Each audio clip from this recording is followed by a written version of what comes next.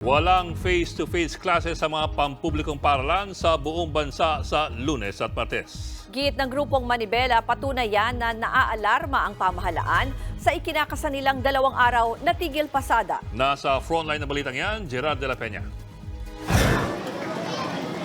Suspendido ang face-to-face classes sa mga pampublikong paaralan sa buong bansa sa April 15 at 16.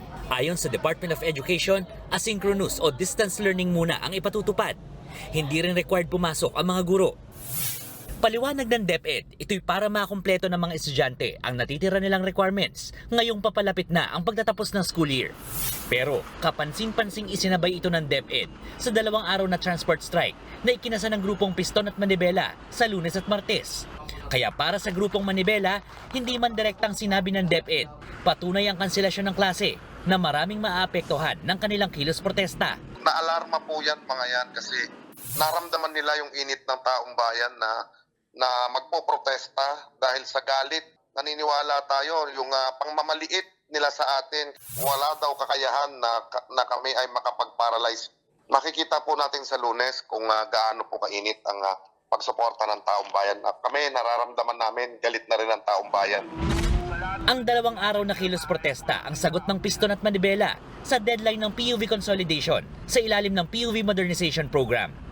Sa April 39, tinakdang deadline ng Department of Transportation sa mga operator ng jeepney at UV Express para sumali sila sa mga kooperatiba at korporasyon. Pero mismong sa bibig na ng Pangulo ng galing, wala na extension ng deadline. Panawagan pa rin ng mga transport groups sa mga otoridad. Pag-aralan mo ng mabuti ang PUV modernization program dahil kabuhayan nila ang nakasalalay dito.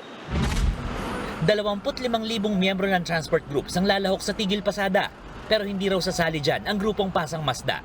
Wala na ba silang kasawa-asawa? Eto na naman tayo, tigil pasada na naman. Lagi lang puro tigil pasada ang ginagawa nila.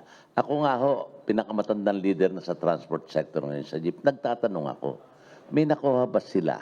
Wala pong nangyari. Puro perwisyo po sa taong bayan. Tututukan naman ng MMDA ang higit 10 critical areas na karaniwang apektado ng mga tigil pasada.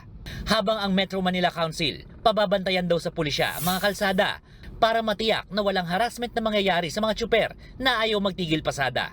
Nararanasan minsan ng mga bumabiyahe na hinaharas po sila. Hinaharas, tinatakot, hinaharang, binubutas sa mga gulong. So, hindi po dapat ito nangyayari. And we will make sure that we will have a lot of police personnel on the ground. Nagbabalita mula sa Frontline, Gerard de la Peña, News 5. Mga kapatid, Lucy Cruz Valdez po, maging maalam at may pakialam sa mga napapanahong balita sa bansa. Tumutok at mag-subscribe sa News 5 social media pages.